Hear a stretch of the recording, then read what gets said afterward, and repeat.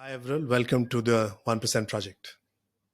Thanks, Pritish, for having me. Really looking forward to this. I am quite feeling impressed about myself being on this, seeing the previous folks who've been here. So thank you for having me. I'm a big fan, and I'm sure 200,000 plus subscribers are a big fan of your essays and the work that you do. So, definitely, we all are looking forward to hearing from you. And definitely, I'm here to actually listen to you and learn. So, let's start it off. I think the first thing I want to know is your non-linear decision making process. What is it and how it has actually benefited you? So I think it's a thing I coined on one of my conversations with someone, and I realized that my decision making is non-linear, but it's just a more jazzy way of saying that I think more first principles, and I tend to think differently from the group, right? Uh, Generally, linear decision making is when you go with consensus, which is like, hey, you should be doing this, and you go with the group, which is like everyone else is doing this, right? Um, and I've tended not to follow both in most cases, right? So, for example, taking up a venture role very early on during my MBA, after my MBA was uh, pretty non-linear, I think. Um, and I think that was like the first time I actually took like a very different consensus from other people. Um, but if you really go back, the first time I actually took a non-linear decision was when I was preparing for the JEE. And this was not, a lot of people making that decision, so it was not groupthink or anything. But the consensus was that you should go to a CBSE college and study, and you'll be able to clear the JEE. And I realized that I can't go to school and prepare for JEE at the same time, right? So for me, what made sense was going to a college because in Maharashtra, I'm not sure if you're aware of how the structure is. Colleges tend to be, and I know whichever college professors are going to hear this, they're going to be like, I'm going to kill you. Attendance is not a big deal, so they don't really care. And I was like a Pune topper, and um, people were like, dude, you're crazy. Why are you going to a college? People with 80% go there, and 97% people go to army public school. And I'm like, no. And so that was a non-consensus thing.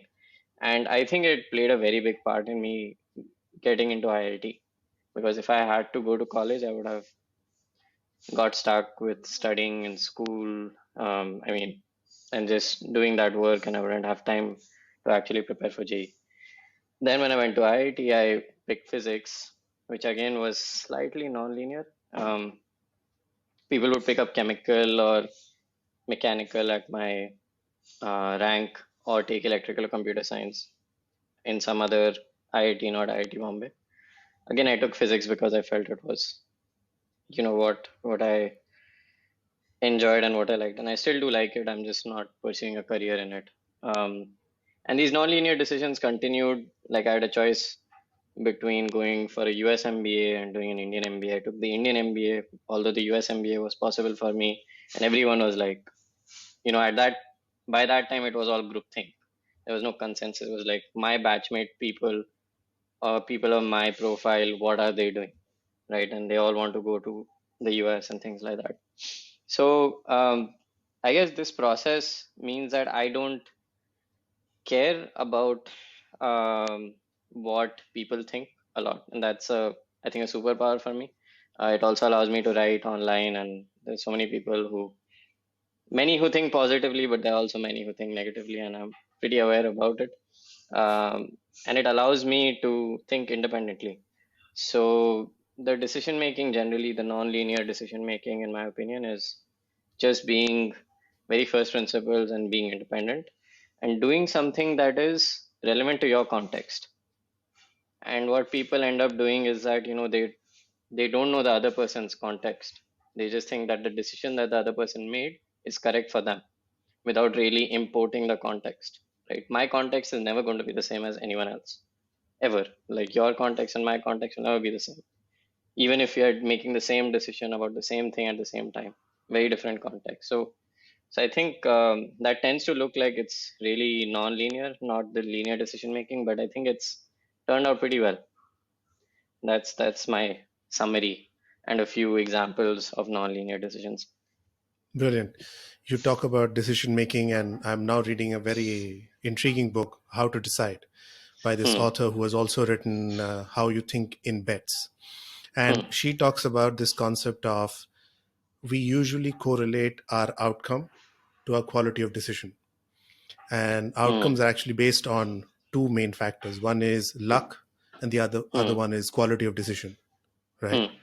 Hmm. Hmm. And if there is a positive outcome, then we think the decisions we made were great. And if there's a Hmm. negative outcome, then we think the decisions we made are just crap, right? Hmm. But actually, they are not correlated because there are a number of factors, right, that Right. work towards an outcome. So it intrigues me now that I'm trying to improve how to think about my decision making process, right? That every outcome which didn't go well, was my decision making process good enough and something Hmm. else impacted it? Hmm. So I think this definitely rolls into the response you gave. Do you analyze your decisions? And I think this is a key part when you are also investing, right? Hmm. And how do you analyze your decisions? It's a good question. I think that human beings, we have this innate problem of analyzing our decisions. Like there are some decisions we take which we over analyze. I mean, like I'm sure like everyone who's married, they're always running jokes about, oh, you're stuck with her forever, you're stuck with him forever, right? It's a decision you took, right? And there is some merit to that joke because I'm sure every spouse is always analyzing whether they took that decision. Like not all the time, but pretty regularly, right? And why I take that example is that the big decisions that you make in life, you are always analyzing them. So the question really is, how do you analyze them? Should you analyze them so much? Are they worth even analyzing, right? And um, I think the ones that are, I would say, repeatable and the ones that you need to take on a regular basis, those are the ones that are worth analyzing, right? The, like, for example, investing or similarly deciding where to put your marketing dollars or making a call on who to select in a football team, right? They're regular decisions and you need frameworks, right? That's why frameworks are important. You don't need to have a framework to decide who to get married to because that decision is once in your life, hopefully, right? So, and why I'm giving that example is because we tend to overanalyze that single one decision we made, which never actually required a framework. So, frameworks are useful, and reviewing your decisions are useful when you have to make a decision like that again. I'm not saying that A investment is the same as B investment, but the general outcome is you're looking for the same thing. Like as an investor, you're looking for a return. So analyzing your decision is important where you're going to make a similar kind of decision again and again, which was the point I was making about marriage. And same thing people do like, oh, this college and this, you know, thing that I did. Um, Changing jobs is a repeated decision you make, so it's good to have framework there, things like that. Now, how do you analyze decisions that should be reviewed again and again, right? Or are made again and again? I think um, from an investment standpoint, there are frameworks. From let's say making career decisions, there are frameworks. I think you need to uh, come up with, and I quote this book by Ray Dalio called Principles.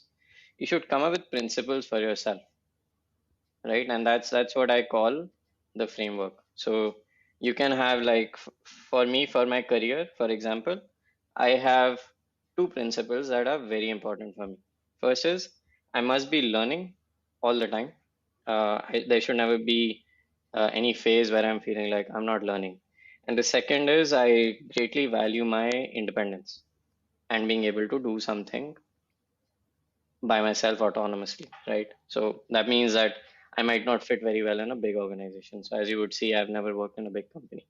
So these are my two principles. Over time, hopefully, I think more principles will come, three or four, but I don't think they'll go beyond five, right? Similarly, on your investments, you'll come up with a few principles. For example, I'll say that I care that the founder has to be really ambitious. The market has to be really big in the next 5 to 10 years. There must be crazy amount of customer love that's shown for their product. So I've given you three principles. I could come up with five or seven, but in general, like everyone will have a framework of five principles, right? And what you usually do is after you made the decision, you went with a hypothesis, right? So I took a job with the hypothesis that, hey, I expected freedom and I expected learning. And then you evaluate that decision after some point of time when you decide that, how I do it generally is that I will say I'll do it after a year, 2 years, 3 years, 4 years, whatever, right? For my job, I think like in 4 to 5 years. For investments as well, I think in 4 to 5 years. So I generally am not that kind of person who's like every 6 months thinking, is this the right decision I made?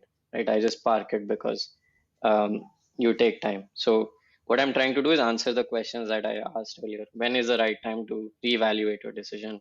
Which other decisions you should reevaluate? So you should decide a time frame when you will reevaluate that decision, right? For investments, I think it's more important to do it more regularly than your career because you're just an individual in your career and you can make those decisions. Changes very fast. Is that moving a company is much more difficult than moving a person, right? So if I, let's say, want to decide to change my job, I can do it much faster than changing the course of a company. So reevaluating your decisions in the company scenario is probably better if you do it on a more regular basis for your career longer. And then we can talk about other examples, but these are the two that I think are important. You can do the same for relationships, by the way, as well. Like, who do you want to build relationships with people? Like, what are the two principles? For me, for example, I really value transparency as number one. Like, in the person I will go with, I am looking for a really transparent person. And the second is I should be able to learn from this person. Again, that's something that's there at work as well. But in the relationships I build, we'll have two, three other principles. So, in summary, decision making principles and frameworks are useful when you have to make a similar kind of decision repeatedly. You should decide how regularly you want to make that reevaluation of the decision and then just generally stick to it. So I think it's important, and those help you tune your principles. So you're like, I went with these principles, they work for me, I'll double down on them. This principle doesn't seem to be working for me, maybe it's the wrong one, things like that. And it's evolving, right? So today, Yeah, maybe these two things are important. 10 years no, later, I don't absolutely. know if they will be. No, absolutely. Analyzing your decisions is definitely important and they will evolve. And as you mentioned, Ray Dalio's one of the key principles is radical transparency. So the first time I actually read that, I found it difficult. And I think when I try to exercise it, also people and environment finds it difficult. So I think you need to bring and build an environment and people to that principle. But Right. yeah, again, a big fan of Ray Dalio and the book. Moving on, I think this is interesting and intriguing.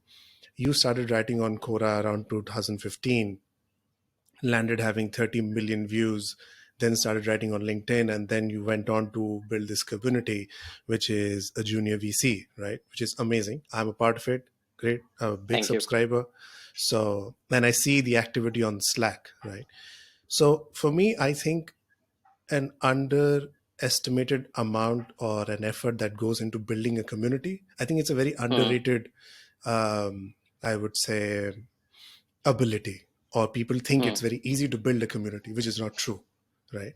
Right. Uh, so I would start. I think a successful community has a very specific purpose, and it Hmm. fills a certain white space or a need. So, tell us, what is the purpose of the community that you've built, and what is the space that you are fitting into? Right.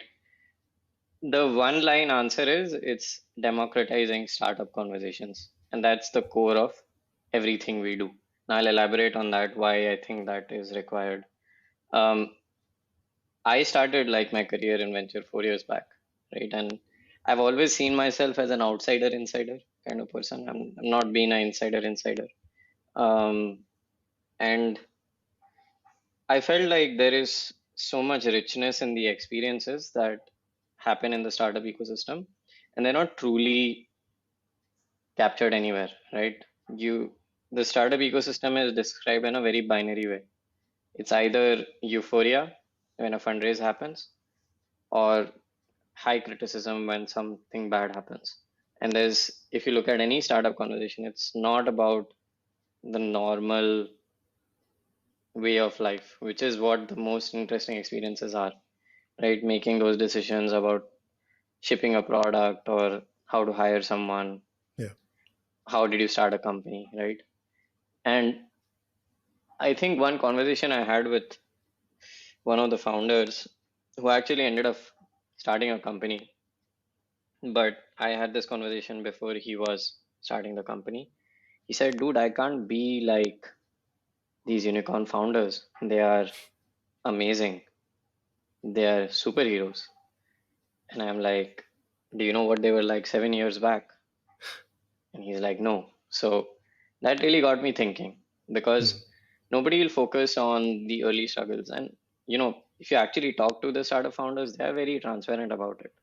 Yeah. But nobody asks them, right? Nobody says, hey, how was your first year when you had two people on your team, no money in the bank, and you were struggling to survive?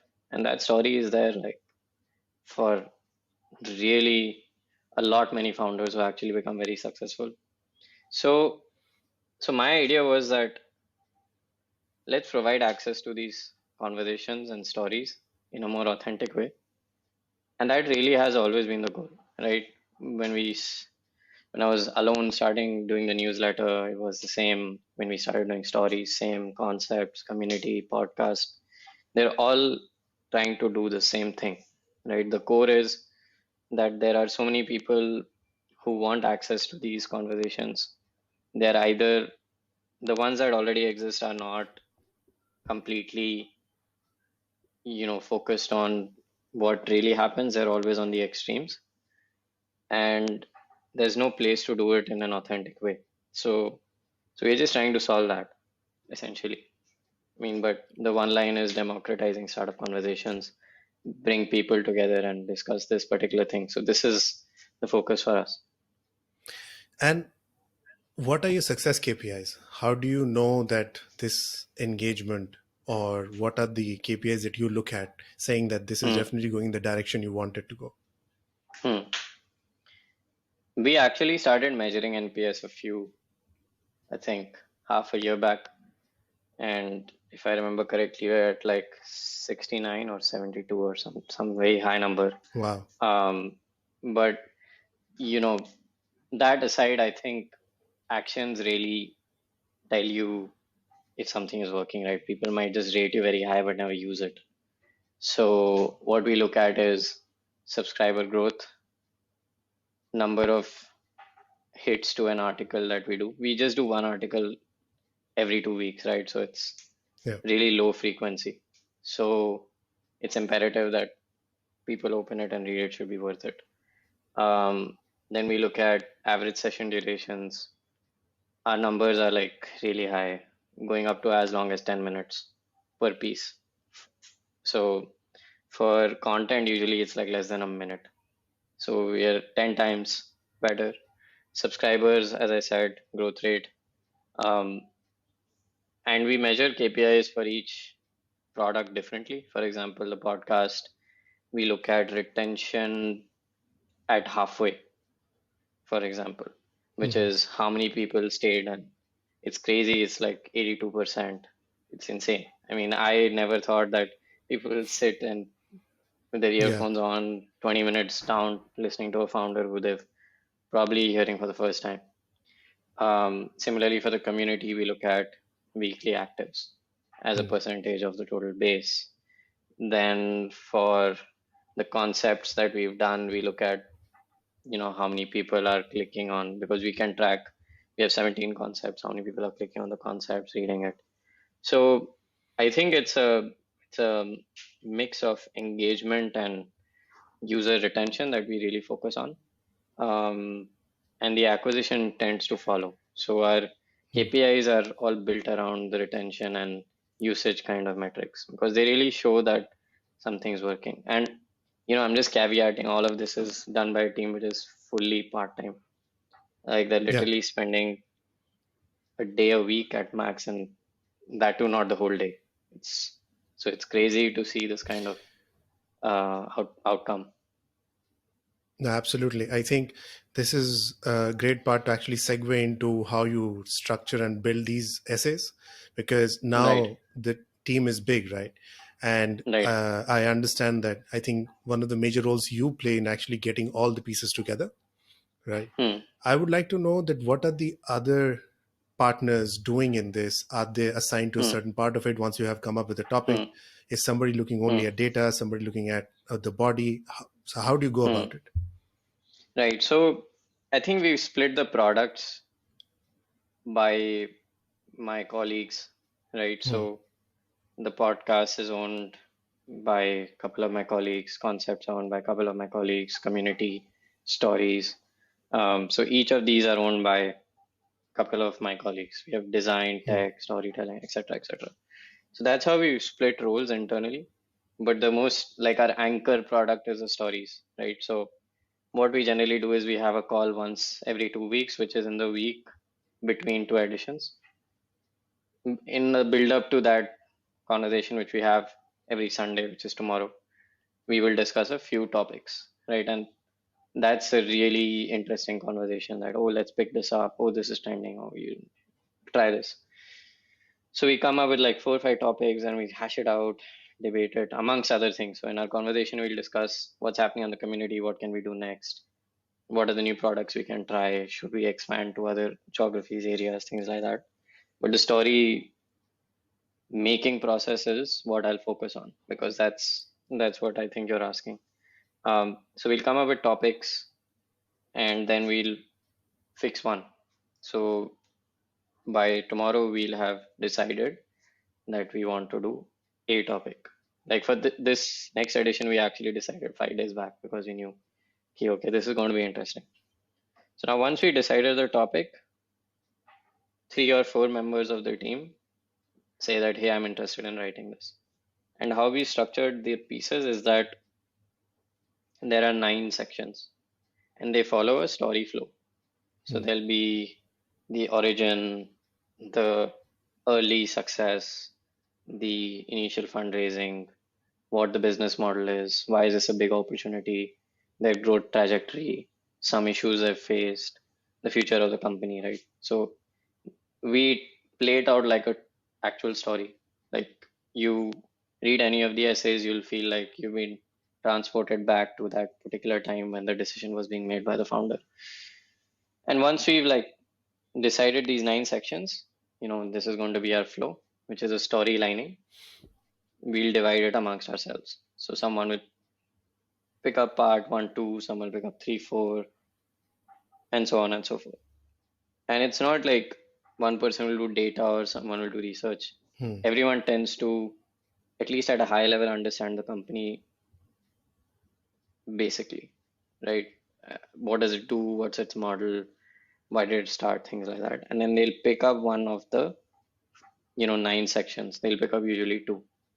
So the team pulls it together, um, and we brainstorm, iterate, things like that. Usually by Friday or Saturday, it's in decent shape, draft shape. And then I do the easiest job, which is just cutting it down and pulling it all together. I think now the we've come to such a stage where there's very limited editing needed from me, because we've got the process right and the playbook is in place. So I tend to not spend a lot of time now editing. If I go back to the early days when I was writing, it's probably 1/10 of the time now. Hmm. So then the editing is done. Then we have the newsletter, so we align on that, and there's particular members of the team who take care of that.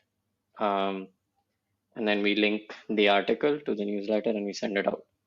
So that really is a process. There's no secret sauce to it. It's just that we've built it, and I think the most important thing I've realized in this whole journey is that once you set the rhythm, it is very tough to break it Hmm. somehow, right? Setting the rhythm is damn hard, right? Setting the rhythm is really difficult. Like we will do these AMAs once a week, we will do this once a week, but once the rhythm gets started, like we started a podcast and I was like super um, apprehensive about doing it in the beginning because I'd never done a podcast. Um, and we deliberated for 5-6 months before starting it. But now we have guests for the next, I think, about half a year. So when we started, we were like, "Who's next? Who's next?" Yeah. And and now it's like, "Hey man, can't do this. Let's just take an off Yeah. for this Yeah. week." So it's about setting the rhythm, and that's the real hard part, and that's where I'm usually most involved, because Yeah. once the rhythm is set, then it kind of gets done on autopilot.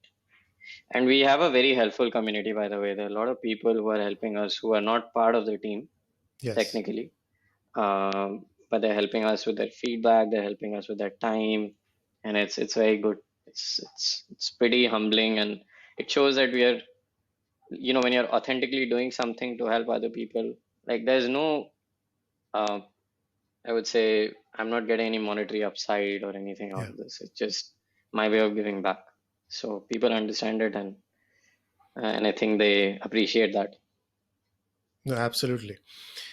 Actually, this leads to me to quick questions. One, do you build these essays with a conclusion in mind, or you look at all the research done and then you come to a conclusion? And the second is, I think, which Mhm. is more key, which is how did you actually land up building this team? Yeah, so uh, I don't think we ever go with a conclusion in mind. Hmm. That never is the goal. Um,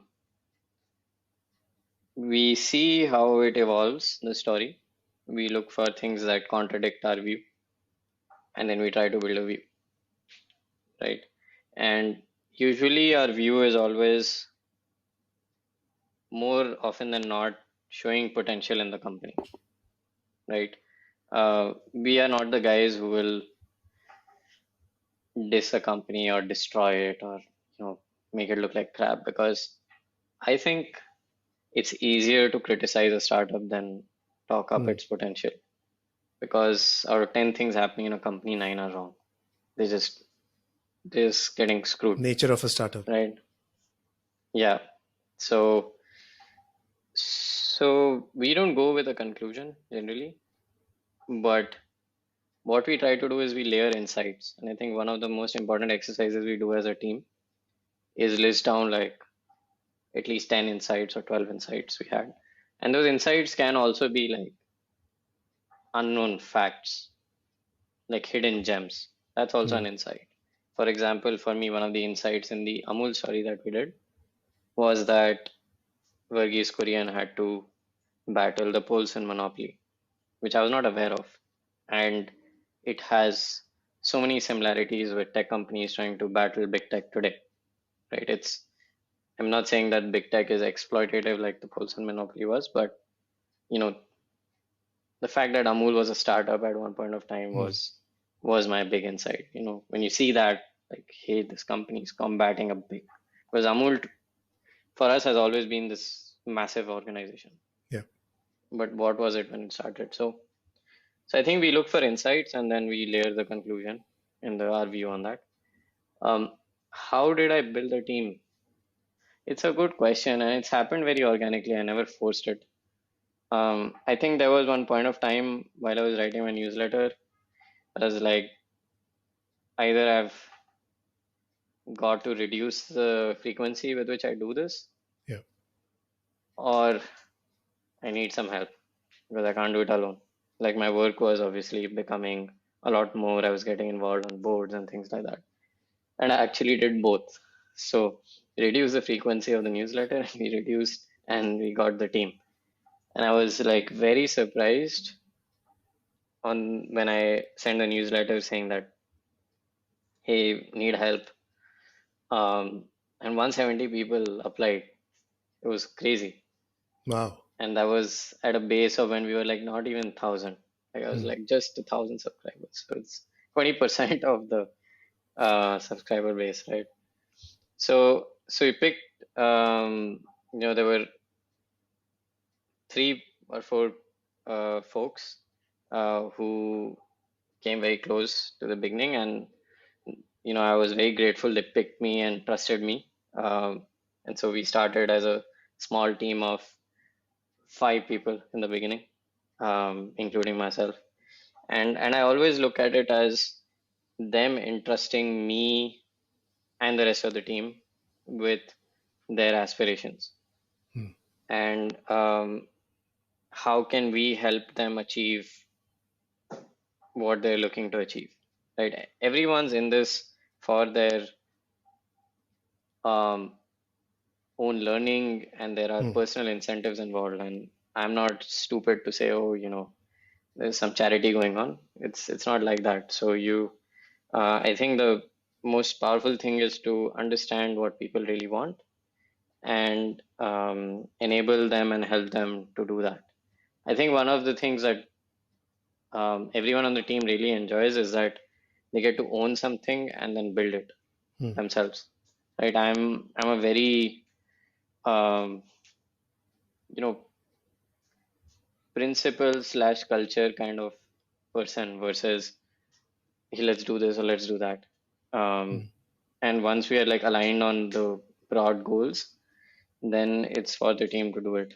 And I just see myself as a cheerleader on the side, saying that is awesome. Let's just keep building. So, and then after that start, the team just kept getting built because people would keep reaching out, and we are quite selective as a group. And the most important thing, as I mentioned, was transparency is number one. So this culture fit thing is like the most important thing, because as you realize, it's a part-time, Yeah. um, Needs a lot of commitment. and needs a lot of commitment, right? It cannot be something that you're like, "Oh, I'm kind of doing it." And to take time out of your job and do these Yeah. things, it's a big deal. So I am very respectful of that, and I am very grateful to the team. So yeah, I think we're in good shape, and we take it slow. We don't have any such aggressive growth ambitions, and we need to return money to some investors. Yeah. It's good. It's good.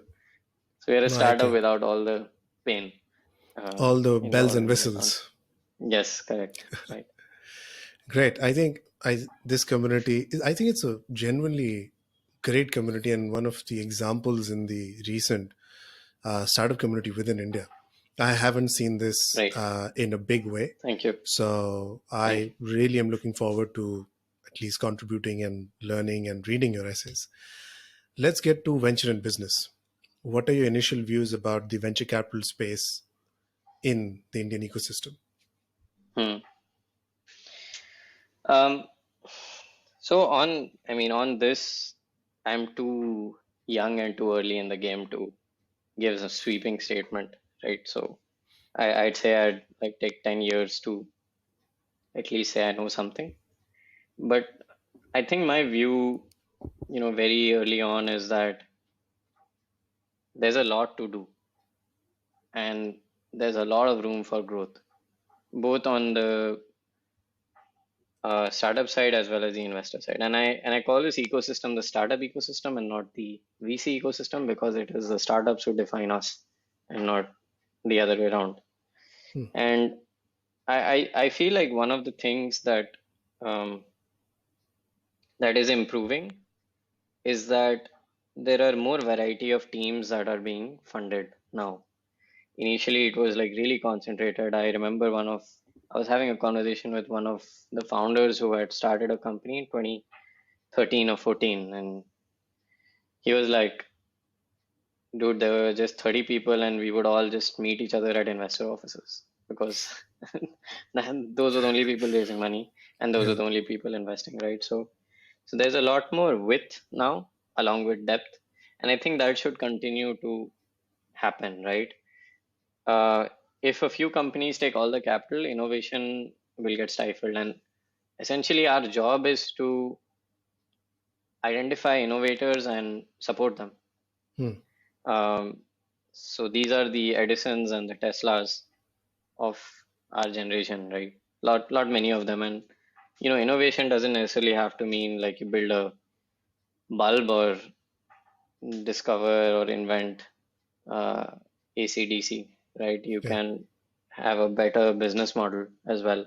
And I think India has so many basic problems that need to be solved because we're a growing country and so many aspirations to be met. I think that founders end up doing things that are phenomenal.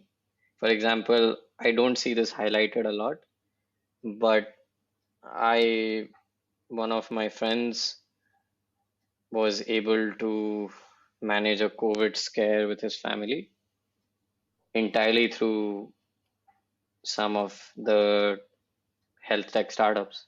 Hmm. And he was terrified because he could not go to the doctor in his city and well-to-do big city with 10 hours of waiting line as you realize cases are going up through the Hmm. roof and entirely teleconsulted. I don't see this anywhere. I mean, I don't see the government saying, wow, what are these guys doing? But he was telling me that without these startups, we would have been in really bad shape, right? Hmm. So they are impacting lives and they're doing it in a way where systems and structures in a country that is as young as ours cannot support it, especially because we are such a big country. And, you know, health is such a important example because it's related to life and death. But there are also other infrastructures like logistics, and we get our parcels at home. There are so many startups innovating there, so many startups innovating in education, so many startups innovating in food, and and I think that all these companies are just doing a phenomenal job. And my view on the venture ecosystem is we should enable these companies and nudge them along and help them when they need to get helped. So my view of the venture ecosystem is that this is how I think we should operate as investors. Brilliant. And I think you do say that investments are broadly in three buckets: founder, product, and market. And do you think Yes. that they are associated to the series of funding? So, what I mean is, founder level investor is looking at a Hmm. seed stage investment Hmm. cycle. Hmm. Do you think there's a Hmm. correlation there? No, so it's a great question. Actually, all those three things are looked at every stage, Hmm. right? It's just that the stage you are in defines the risk that you're taking. For example, if you're very early on, you're taking risk on everything. Hmm. Like market is unproven, product is unproven, team is unproven. When you go to an A, you can say with some conviction that potentially the product is not that much of a problem. It is working, right? There is some traction. So the product risk reduces. Then you go to a B or a C, you're like, this team is able to execute and scale. So the founder risk reduces. And finally, when you become like really big and it's still keeping on growing, market risk is getting reduced. But the all these three remain forever and their importance keeps going in a cycle. For example, when you reach like 1.5 billion, again, you'll be like, do we need to think of our business model in a different way? Do we need to expand? Do we need to add products? Right? And you start thinking very different things. but it's always a mix of these three, and you're always working with these risks. Mhm. And at each stage, these risks get reduced, and then as you become bigger and bigger, they become very different kinds of risks. But fundamentally, every investor will look at all these three. I just feel like the hardest stage on picking a good team in a good market with a good product is the earliest, because there's no data and there's all the risk, which is why the most upside is there for seed investors. Yeah. And I think you had defined also how you evaluate a founder of the team. And there was one Hmm. specific thing you mentioned, which was intellectual honesty, right? So Right, can you define what that really means? Because honesty I get, but right, when you add intellectual honesty, how do you right, define that? right. So one thing I've learned is that neither does the founding team know what will work. They have a hypothesis, and the investor for sure doesn't know what will work, right? They are backing a hypothesis. Yeah. And I'm very humble in admitting that the founder always should know much more than the investor. Otherwise, it's a difficult situation. Hmm. Um, and some of the biggest successes are companies which have changed their approach to a market, right? They call it the model, and they call this thing the pivot. I just think that it reminds me of that uh, old Hindi story, which I think is Ashoka and or Chandragupta, one of them, Hmm. where his mother is explaining that you don't break the roti from the center because it's the hottest, you go from the edges, Hmm. right? So a startup is basically like here's your market, and they're trying to like enter into the market through different ways, right? And then they find like one works, the others probably didn't, right? So that's a Hmm. model, at least how I look at it visually. And it's not like a circle, and it's not somebody, entering a fort or something like that. But it's a good visual example of how it works. And you really don't know what will work.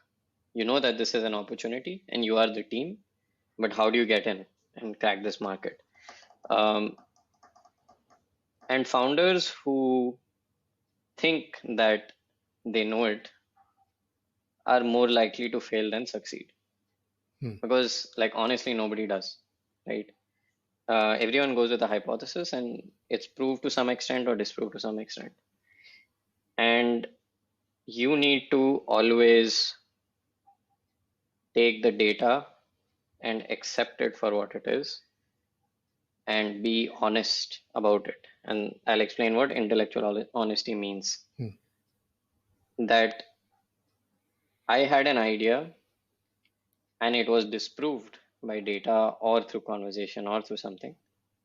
And I accepted it honestly that my idea was wrong or my approach was wrong. Intellectual honesty is that, and it's really powerful and really difficult. I myself don't think I'm like 100% intellectually honest, because it's this weird tangle of ego, and you have the idea linked to your personality, and you're like, if this idea sucks, it means I suck. um, and founders who are intellectually honest tend to really never have an ego, and they're like, okay, this is not working, let me try this, and they're so honest about their approach that they figure out what works, Hmm. right? And it's always a process of discovery, right? You might be lucky in your first hit and you're like, fuck, this works. But after some time, you'll be like, okay, this is not working. I need to figure something else out. So, an intellectually honest founder will find their way through this maze of discovering what really works as a founder. It's a process of discovery. And if you're not intellectually honest, you can be honest, but you can be intellectually dishonest, which means that I always tell everyone the truth. But when somebody disproves my hypothesis or my ideas, I don't agree with them and I don't believe them, right? And that's like the death knell for a founder, Yeah. because that curiosity is extremely important. Brilliant. I think this ties back to the fact of radical transparency. Whenever you are questioned and Right, you need to analyze your position and agree or disagree with hard right, facts, right? right. This is going amazingly great. a few other quick questions, right? Sure. Um, how would you say that a company like Amazon, right, is able to actually build its way into Bharat, right, Hmm. versus the indigenous companies like Swiggy and Zomato? Hmm. I, the my hypothesis, I don't know if it's true. I've never worked at Amazon, but this is just as an analyst, is that they have intellectual honesty as a process, Hmm. as a company, right? And that intellectual honesty is translated into their mission, which is putting the customer first. They like, if the customer wants this, that's the truth. Whatever you think or whatever I think doesn't matter. This is intellectual honesty encapsulated. And they operate the organization in that manner that they are able to discover what works for a market in a very Amazon type way, which is why I said the process is intellectual honesty, right? So at the core level, if you talk to anybody who is potentially like a manager or a senior person at Amazon, their very first principle, they care about the customer, and whatever is working for that market, they will push and make it happen. Hmm. Right? They will never go with their set approach that Amazon US works like this, so Amazon India will also work like this. In fact, they have radically different ways of operating in India than the US. So many things. For example, the COD, they could have just said we don't do it in the US, but they do it in India. I'm not saying that they discovered it, but it's Yep. flexibility of an organization, and it's in their DNA. I mean, Swiggy as an example, I don't know if it is right because I think they've also done a good job. But I'll just talk about Amazon because it's such a unique company. It's not scaling the same product everywhere, Hmm. right? For example, a WhatsApp or a Facebook, or an Instagram, the same platform. I know their algorithms recommend things based on your taste, but the physical nature of Amazon makes it so different and such a different beast that I really admire how uh, they do this and they unlock value in every market. And they've not won in every market, right? For Hmm. example, in China, they failed. In Southeast Asia, they failed. But in India, they're doing pretty well. Um, and I think it is because they've honed their processes and they have got this intellectual honesty and culture of putting the customer first very deeply embedded into their teams. And I think that's why it works. Do you think Indian startups are improvising or innovating? Uh, how would you define improvising? They What's your definition? my definition is they look at what others are doing, right, Hmm, and implementing it into the Indian I ecosystem. see. So Right, right. I'll give an example. I So the think WeChat is an innovation in China, hmm, creating the whole super app concept, right? hmm, I haven't seen something which is very unique to India, which has scaled within India to to almost right. 70% of the market and actually gone beyond. Hmm, hmm, hmm. It's a good question. So I'll tell you what I think, and I thought about this quite a bit. There are phases of innovation in a society or in a country, right? And we should not forget that China was literally an optimization machine not very long back, Hmm. maybe let's say 10, 15 years ago. What they were essentially doing is improvising at scale, manufacturing, right? They were not doing anything new. They were Yeah. just doing it better and costlier. And I don't even know if it was correct for um, the correct way or the right way. I don't know. I mean, all those things aside, it was improvisation at scale. And only after you improvise can you innovate. Hmm. You cannot innovate from day one if you don't have the resources, right? And I don't recall the exact source, but there are these four stages of technical innovation, and China has reached stage three. India is not there yet, where they have started building their own tech, but they are still not at cutting edge like the US, Hmm. right? And you will start seeing shades of this happening in India as well. Maybe there were startups that were improvising in the first phase, but there are so many that I can point to now that are unique innovators. For example, when Paytm started, I don't think any country had seen that at any scale. Potentially China, but definitely not the US. And as we enter the new decade, there'll be tons of examples. I think one that I really like is Postman in India. Hmm. Um, they've built a gold standard product. There's nothing like it in software, and that's a true innovation. So you need to improvise first as a society to build the capability to innovate, because innovation is costly. It cannot happen overnight, right? Because so many things have been discovered, so many resources have been spent already. In fact, I mean, I was having this discussion with my professor, and he said the fact that big tech companies are so big allows them to innovate Hmm. because they have the money to do it. Like Google cannot s spend billions of dollars on DeepMind to figure out how proteins fold, which is unrelated to search, if they Hmm. didn't have that balance sheet, right?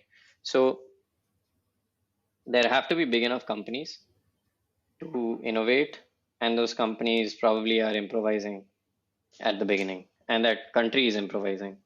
But Hmm. as a society, I think we're already seeing pockets of innovation.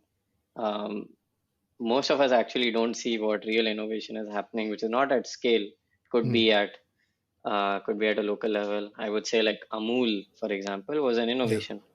The way they solved the milk problem has put India at number one from being a dairy starved country, right? So there are pockets of excellence and innovation, and I think that this will continue to happen. But I firmly believe improvisation first, then innovation. It's absolutely fine as well. True.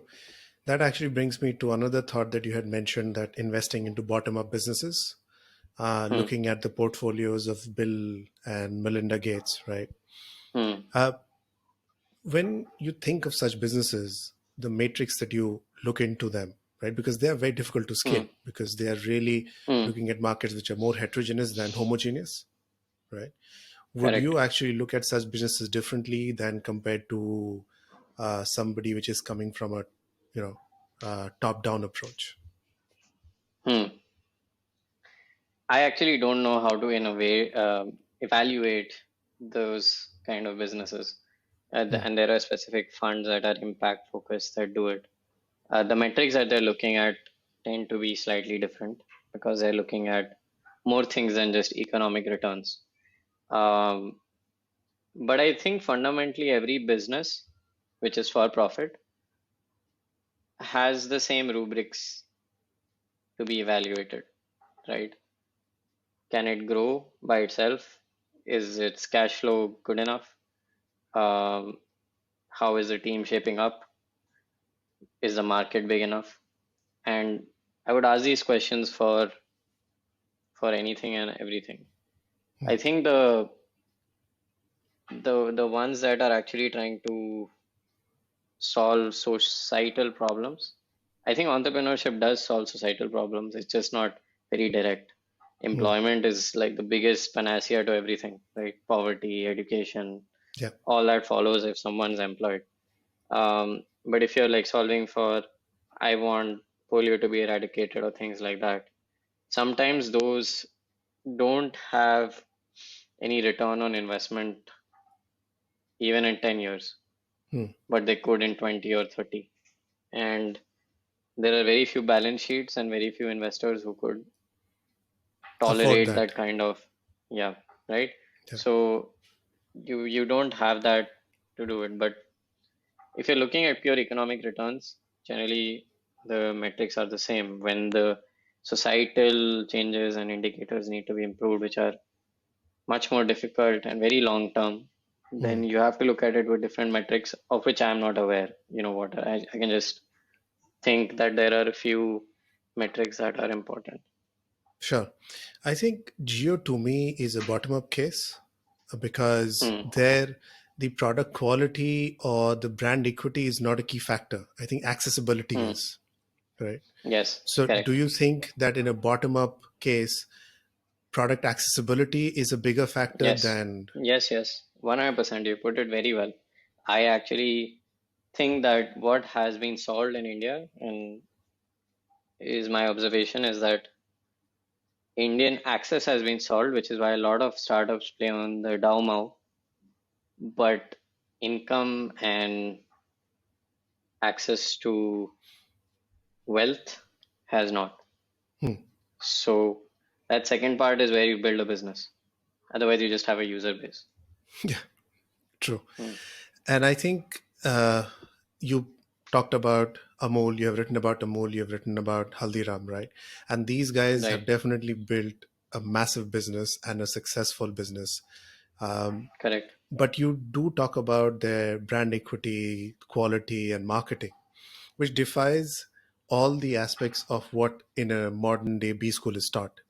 So, do these Hmm. guys look at or analyze consumers and their needs differently? I think they are very intellectually honest. Hmm. Again, like this point of intellectual honesty as a business, I think is putting your customer. I mean, there's this quote that says customer is God. They attributed to Gandhi. I don't know if you ever said it, but anyway, Hmm. customer is God. Person Yeah, who's giving you money should know his or her needs. And I think that they are just so honest and humble about the fact that the customer knows everything, that they'll put the customer in front of them and ask the customer what they want. And true. some people just don't do this basic thing.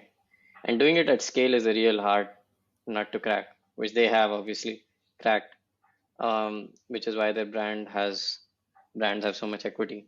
I don't know their how they came up with these processes, but they have like really deep R&D divisions. They'll do customer dipsticks, they'll do group testing, they'll do taste testing, right? The thing about food is that it works or it doesn't. Yes. Someone will like it. It's not like 20% retention Hmm. of Amul Paneer. Yeah, Like people like it or they they don't, don't like it. right? Yes, yeah, they don't like it or they like it, right? So a product will work or it will just fail. They'll, it'll never, there'll never be a use case where it's half. Um, and I think the fact that they have to be so close to the customer allows them to be really honest. And you have to remember that these companies have been around for decades, Hmm. which really helps. True. No venture business can get these kind of returns. Absolutely. And you're absolutely right. I think they are very customer centric and they are, I think, solving the basic needs of the customer, specifically the Indian customer, right?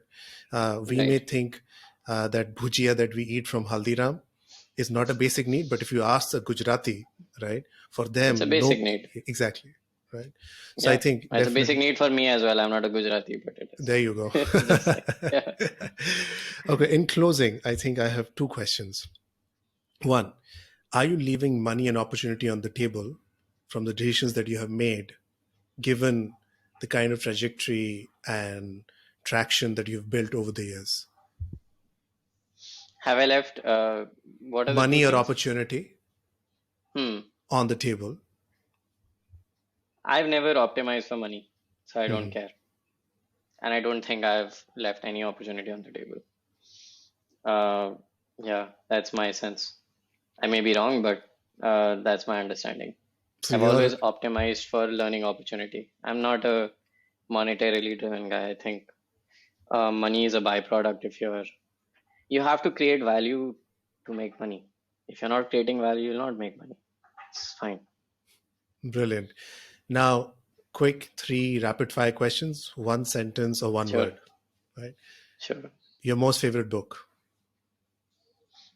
This is the toughest question. I don't have an answer for this. Um, I don't know which one should I say because I've read so many. Hmm. I don't know. I don't have an answer for this one. Sorry. Sure. I'll give you three. I'll give you three. It's Shoe Dog by Phil Knight, Harry Potter series, and Alex Ferguson's biography. These are my three favorites. Great. The hardest thing about your job? Saying no. Your most favorite superhero? My dad. Brilliant. Aviral, it was a pleasure having you on the 1% project. Thanks for your time. Thank you, Pritish.